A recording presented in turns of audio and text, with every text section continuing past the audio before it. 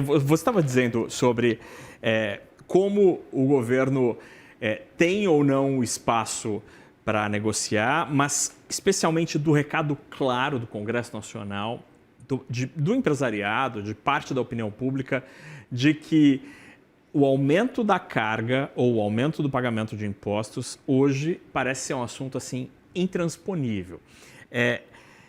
E que talvez falte um gesto do governo, né? Um gesto do governo de mostrar, olha, eu quero também contribuir nessa conta. No que o governo poderia cortar na sua própria carne ou tentar sinalizar algum esforço maior do que se fez até agora para tentar trazer o Congresso para essa discussão? Ou será que, diante das possibilidades que a gente tem na mesa, o governo não está muito pensando nisso e vai tocar o barco até o ano que vem, e aí vem a eleição, e aí seja o que Deus quiser? Olha, Naka, foi a pergunta que eu fiz, porque eu quis entender o seguinte, olha, qual é a contribuição que a gestão das contas públicas deu à piora da situação de hoje, né? Para a gente acordar um dia, estava tudo bem, e a gente acorda um dia faltando 50 bilhões de reais com o IOF aumentando para todo lado, né? Não foi assim que aconteceu? Lembra que a gente tratou disso aqui? E aí, assim, por exemplo, na questão do aumento real do salário mínimo, este ano já passou a valer o limite do aumento real do salário mínimo, independentemente do que der a fórmula que foi adotada novamente pelo governo Lula para garantir o aumento do salário mínimo, esse aumento tem que ficar limitado às regras do arcabouço fiscal, que é um aumento de no máximo 2,5% real, né, acima da inflação, do total de despesas do governo por ano. Então, este ano, o reajuste real do salário mínimo, que é um ponto de crítica ali dos economistas sobre a deterioração das contas públicas, ele já, de alguma forma, ele foi enquadrado, né?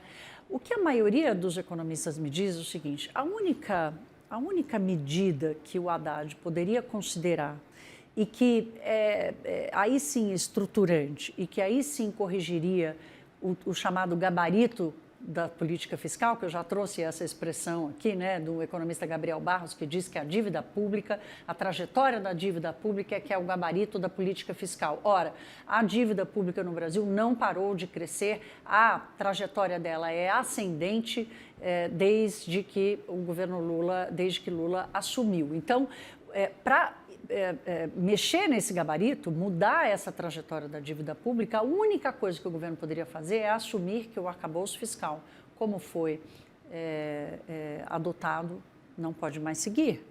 E aí, lembrar aqui do Mário Mesquita, economista-chefe do Itaú, que escreveu um documento dizendo, olha, o governo precisa imediatamente repensar os limites do aumento da despesa e baixar isso para 1,5%. Hoje é até 2,5%, baixar para 1,5%.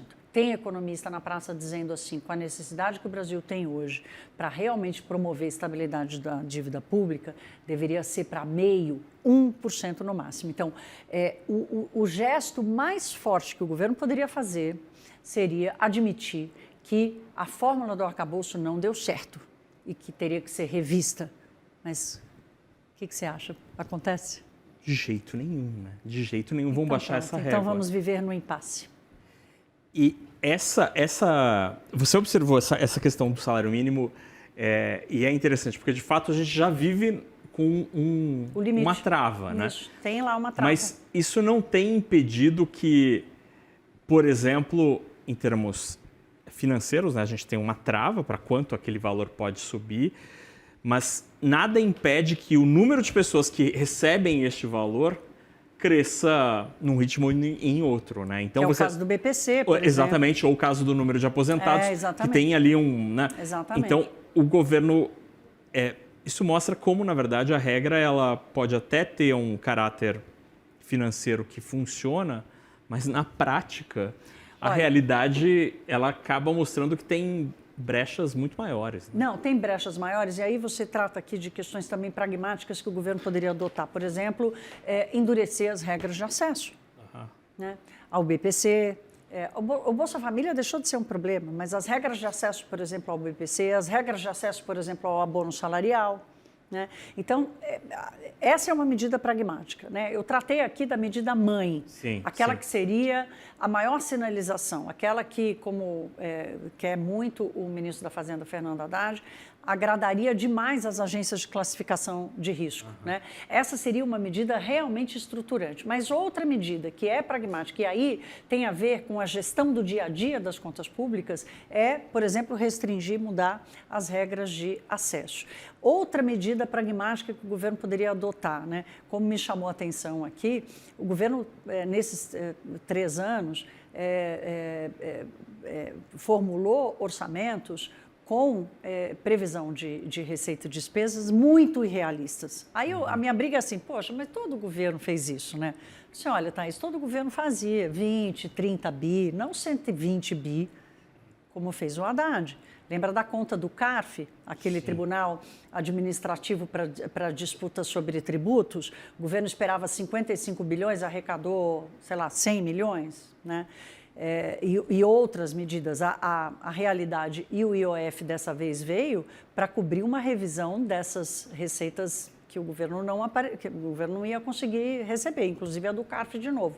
Então, a gestão e da transparência, que aliás foi muito elogiado o relatório bimestral de maio, exatamente pela transparência com que o governo assumiu ali as receitas que não vão chegar e as despesas que eram maiores. Então, essa transparência deveria ser uma outra ferramenta de gestão das contas públicas que o governo poderia dar. Então, tem a medida mãe, que é aquela que admite que o arcabouço, como está, não vai conseguir melhorar o gabarito das contas públicas, que é a trajetória da dívida pública, e medidas como mudança nas regras de acesso aos benefícios sociais, né? Que a revisão toda já foi feita, o governo já sabe o que funciona e o que não funciona.